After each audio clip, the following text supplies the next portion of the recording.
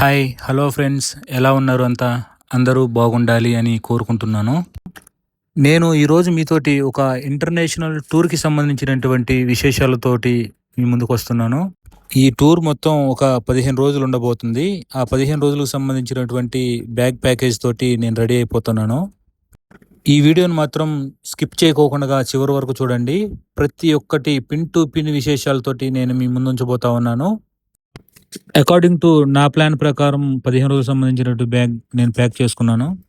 ఇంకా మన bag packing అయితే రెడీ అయిపోయింది. ఇంకా మన ప్రయాణాన్ని అయితే మొదలుపెట్టేద్దాం. వచ్చేసేయండి. బ్యాగ్ తీసుకొని వచ్చి కారులో పడేసి పెట్రోల్ వేయించుకొని బెంగుళూరు ఎయిర్పోర్ట్‌కి అయితే బయలుదేరిపోయాను. ఒక రూ. 3,700 పెట్రోల్ అయితే నా కారులో వేయించాను. మన ఊరు నుండి అయితే ఒక 620 కిలోమీటర్ల దూరంలో అయితే బెంగుళూరు ఎయిర్పోర్ట్ ఉంది. మన ఫ్లైట్ టైమింగ్ కంటే ఒకరోజు ముందే బెంగుళూరుకి బయలుదేరిపోయాను. ఎందుకంటే అక్కడ ఒకరోజు రెస్ట్ తీసుకొని అక్కడ నుంచి బయలుదేరదామని చెప్పేసి. మార్నింగ్ బయలుదేరితే సాయంత్రం కల్లా బెంగుళూరుకి రీచ్ అయిపోయాను. ఇంకా మన ఇంటర్నేషనల్ టూర్ యొక్క డీటెయిల్స్లోకి వెళ్ళిపోదాము. నేను ప్రస్తుతానికి ఇండియన్ రూపీస్ 50,000 రూపాయలని డాలర్స్లోకి అయితే కన్వర్ట్ చేసుకున్నాను.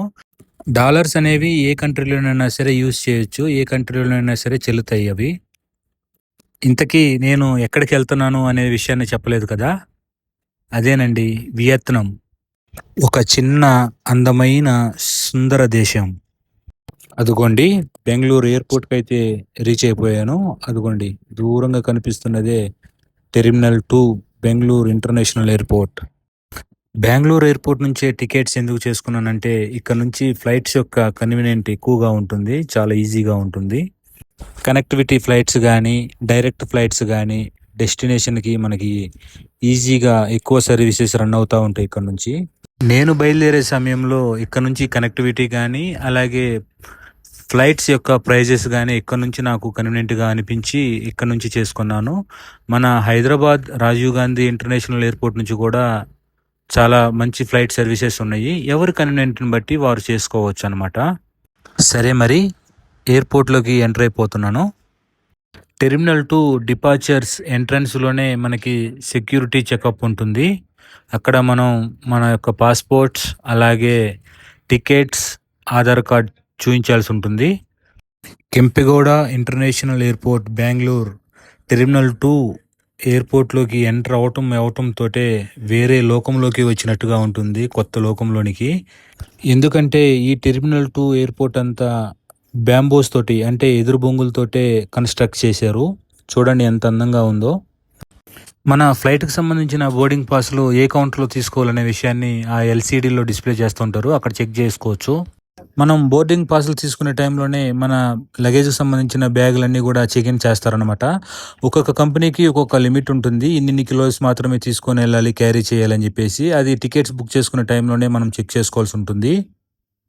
మన లగేజ్ బ్యాగులకి అయితే ట్యాగ్లు వేసేసి మనకి బోర్డింగ్ పాస్లు ఇచ్చేసారు. ఈ బోర్డింగ్ పాస్లోనే మనం ఏ గేట్లోకి వెళ్ళాలి, ఏ జోన్లో నుంచి ఎక్కాలి, ఏంటి అనే డీటెయిల్స్, సీట్ నెంబర్స్ అన్నీ కూడా దీంట్లోనే ఉంటాయి అన్నమాట.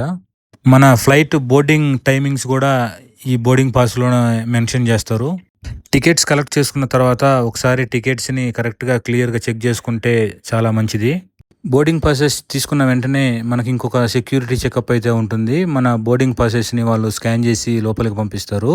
దాని తర్వాత ఇమిగ్రేషన్ కూడా ఉంటుంది. అక్కడ మన పాస్పోర్టు, మనల్ని ఫోటో తీసుకొని మన యొక్క బోర్డింగ్ పాసులు అన్నీ చూసి పాస్పోర్ట్ పైన స్టాంప్ వేసి లోపలికి పంపిస్తారు. బోర్డింగ్ పాస్ తీసుకునే టైంలోనే మన వీసా చెకింగ్ కూడా ఉంటుంది. అలాగే ఇమిగ్రేషన్ టైంలో కూడా మన వీసా చెకప్ కూడా చేస్తారు. అన్నీ క్లియర్గా ఉండాలి, డాక్యుమెంట్స్ అన్నీ. కొన్ని కంట్రీస్కి అయితే హోటల్ బుకింగ్స్ కూడా అడుగుతారు వాళ్ళు. ఇక బోర్డింగ్ పాసెస్ తీసుకొని నేను లోపలికైతే వచ్చేసాను. ఇమిగ్రేషన్ కంప్లీట్ చేసుకొని లోపలికి వచ్చిన తర్వాత నాకు 1 అవర్ టైం ఉందన్నమాట ఫ్లైట్లోకి బోర్డింగ్ అవ్వడానికి. సో ఈ లోపు నేను ఇక్కడ చక్కగా షాపింగ్స్ అన్నీ తిరిగేస్తూ అలా టైం పాస్ చేశాను. వియత్నాం వెళ్ళడానికైతే మనకి డైరెక్ట్ ఫ్లైట్స్ కూడా ఉంటాయి, అలాగే 1 స్టాప్ 2 స్టాప్ ఫ్లైట్స్ కూడా ఉంటాయి. నేను మాత్రం 1 స్టాప్ ఫ్లైట్కి బుక్ చేసుకున్నాను. అది కూడా AirAsia, Thai AirAsia కంపెనీకి సంబంధించింది. నా ఫ్లైట్ టికెట్స్ మాత్రం నేను బెంగళూరు నుంచి థాయిలాండ్కి, థాయిలాండ్ నుంచి వియత్నాంకి బుక్ చేసుకున్నాను.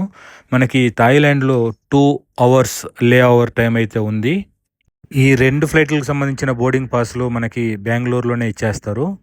ఆ రెండో ఫ్లైట్‌కి సంబంధించినటువంటి డీటెయిల్స్ కూడా మనకి ఈ బోర్డింగ్ పాస్‌లోనే అన్ని డీటెయిల్‌గా ఇచ్చేస్తారు. ఏ గేట్‌లో ఎక్కాలి, ఎన్నో టెర్మినల్‌లో ఎక్కాలి, ఏంటి అనే అన్ని డీటెయిల్స్ కూడా మనకి ఈ బోర్డింగ్ పాస్‌లోనే ఇక్కడే బెంగుళూరులోనే దొరుకుతాయి. నేను ఈ డీటెయిల్స్ అన్ని ఇచ్చే టైంలోనే మన బెంగుళూరు ఎయిర్‌పోర్ట్ మొత్తం ఎలా ఉంది, ఏంటనేది షాపింగ్స్ ఎలా ఉన్నాయి, ఏంటనేది చూయించేశాను. చూసి ఆనందించారు అనుకుంటున్నాను. నాకైతే గేట్ నెంబర్ D2 ఇచ్చారు. ఈ D2 గేట్‌లో నుంచి నేను ఫ్లైట్‌లోకి బోర్డింగ్ అవ్వాల్సి ఉంటుంది. అదిగోండి ఫ్లైట్‌లోకి బోర్డింగ్ అవ్వబోతా ఉన్నాను. ఫ్లైట్‌లోనికి బోర్డింగ్ అయ్యే ముందు కూడా ఇంకొక చెకింగ్ అయితే ఉంటుంది. ఆ చెకింగ్ ఈ ఫ్లైట్‌కి సంబంధించిన కంపెనీ వాళ్ళు మన బోర్డింగ్ పాస్‌పోర్ట్‌లు చెక్ చేసి మనల్ని లోపలికి అలౌ చేస్తారనమాట. ఫ్లైట్‌లోకి అయితే బోర్డింగ్ అయిపోతా ఉన్నాను. చూడండి ఎయిర్ హోస్టెసెస్ ఎంత అందంగా ఉన్నారో. అలాగే ముందు వెళ్తున్నటువంటి బాబు కూడా ఎంత క్యూట్‌గా ఉన్నాడో కదా! అలాగే నాకిచ్చినటువంటి సీట్ నెంబర్ చెక్ చేసుకొని ఆ సీట్‌లో కూర్చోవడానికి వెళ్తా ఉన్నాను. చిన్న చిన్న పిల్లలు చూడండి ఎంత క్యూట్‌గా ఉన్నారో. చిన్న చిన్న పిల్లలైతే ఫుల్ హ్యాపీగా ఉన్నారన్నమాట ఫ్లైట్‌లోకి ఎక్కేసరికి. సీట్స్ అయితే చాలా కంఫర్టబుల్‌గా ఉన్నాయి. ఇంకా మన ఫ్లైట్‌కి టేక్ ఆఫ్ టైం అయింది. టేక్ ఆఫ్ అవ్వబోతా ఉన్నాము. కొంతమందికి ఫ్లైట్ ఎక్కిన తర్వాత కెమెరా ఆన్ చేసి ఫోటోలు తీసుకోవాలా లేదా, వీడియోలు తీసుకోవాలా లేదా అని చెప్పేసి భయపడతా ఉంటారు. ఇబ్బంది ఏం లేదు. మీ ఫోన్లు ఫ్లైట్ మోడ్‌లో పెట్టేసి చక్కగా వీడియోలు అయితే తీసుకోవచ్చు. చూడండి ఎయిర్‌పోర్ట్‌లో ఎన్ని ఫ్లైట్స్ పార్క్ చేసి ఉన్నాయో. మీ ప్రక్కన వారికి డిస్టర్బెన్స్ లేకోకుండా మీరు ఏం చేసినా సరే ఇబ్బంది ఏం లేదు. థాయిలాండ్‌లోని డాన్ ముయాంగ్ అనే ఎయిర్‌పోర్ట్‌లో ల్యాండ్ అయ్యాను. అక్కడ కూడా మళ్ళీ నా క్యాబిన్ బ్యాగ్స్ అన్నీ చెకింగ్ చేశారు. అలాగే నా పాస్‌పోర్ట్‌లు, వీసాలన్నీ కూడా చెక్ చేశారు మళ్ళీ ఇంకోసారి. మీరు బ్యాగేజ్ అంతా చెక్ ఇన్ చేసే టైంలోనే ఒకసారి కనుక్కోండి. మీ బ్యాగేజ్ మొత్తం మీకు కనెక్టివిటీ ఫ్లైట్ ఉన్న దగ్గర చేంజ్ చేసుకోవాలో లేదా డైరెక్ట్ డెస్టినేషన్‌లో దొరుకుతదో ఒకసారి కనుక్కోవాల్సి ఉంటుంది. ఇంకా వియత్నాంలోని హనాయ్ ఇంటర్నేషనల్ ఎయిర్‌పోర్ట్‌లో ల్యాండ్ అయిపోయాను. మనం చేరుకోవాల్సిన ఎయిర్‌పోర్ట్‌లో చేరుకున్న తర్వాత మన బ్యాగేజ్ ఎక్కడ ఏ బెల్ట్ పైన మనం కలెక్ట్ చేసుకోవాలనేసి ప్లేన్‌లోనే మనకి అనౌన్స్ చేస్తారు. లేదంటే గ్రౌండ్ స్టాఫ్‌ని ఎవరిని అడిగినా సరే వాళ్ళు మనకి డీటెయిల్స్ ఇస్తారు. ఇంకా ఎయిర్‌పోర్ట్ నుండి వియత్నాంలోని క్యాపిటల్ సిటీ అయినటువంటి హనాయ్ సిటీలోనికి నేను బయలుదేరిపోయాను. నేను ఎయిర్‌పోర్ట్‌లో దిగిన వెంటనే ఈ కంట్రీకి సంబంధించినటువంటి ఒక సిమ్ కార్డ్‌ని అయితే కొనుక్కొని గ్రాబ్ అనేటువంటి కార్ బుకింగ్ యాప్‌ని నేను డౌన్లోడ్ చేసుకొని నేను వెళ్ళవలసినటువంటి హోటల్ దగ్గరికి గ్రాబ్ బుక్ చేసుకొని ఎయిర్‌పోర్ట్ నుంచి గ్రాబ్‌లో వెళ్తా ఉన్నాను క్యాబ్‌లో. ఇక్కడ మనకి ఓలా, ఊబర్ ఇండియాలో ఎలా అయితే ఫేమసో ఇక్కడ గ్రాబ్ అనేటువంటి యాప్ చాలా ఉపయోగకరంగా ఉంటుంది. ఇంకా ముందుగానే బుక్ చేసుకున్నటువంటి హోటల్‌కి అయితే రీచ్ అయిపోయాను. చూడండి ఇది మన హోటల్. ఇక్కడ ఏ ఇంటర్నేషనల్ హోటల్స్‌లో చెకింగ్ చేయాలన్నా సరే మన పాస్‌పోర్ట్స్‌ని వాళ్ళు తీసుకొని జిరాక్స్ తీసేసి మళ్ళీ మనకి ఇచ్చేస్తారు. వియత్నాం ట్రావెల్ చేయాలనుకున్న వారు మాత్రం తప్పనిసరిగా గూగుల్ ట్రాన్స్లేషన్ మాత్రం పెట్టుకొని రండి. ఎందుకంటే మన స్లాంగ్‌కి ఇక్కడ వాళ్ళు ఇంగ్లీష్ మాట్లాడే స్లాంగ్‌కి చాలా డిఫరెన్స్ ఉంటుంది. సో గూగుల్ ట్రాన్స్లేషన్ అనేది మాత్రం చాలా ఉపయోగకరంగా ఉంటుంది. ట్రాన్స్లేటర్ లేకపోతే మాత్రం బుర్ర గీక్కోవాల్సి వచ్చిద్ది. ఇదిగోండి ఇదే అనమాట మన రూము. అదిగోండి బయట బాల్కనీలో చక్కగా చైర్స్ ఏసి యాష్ ట్రే పెట్టారు సిగరెట్లు తాగాలంటే.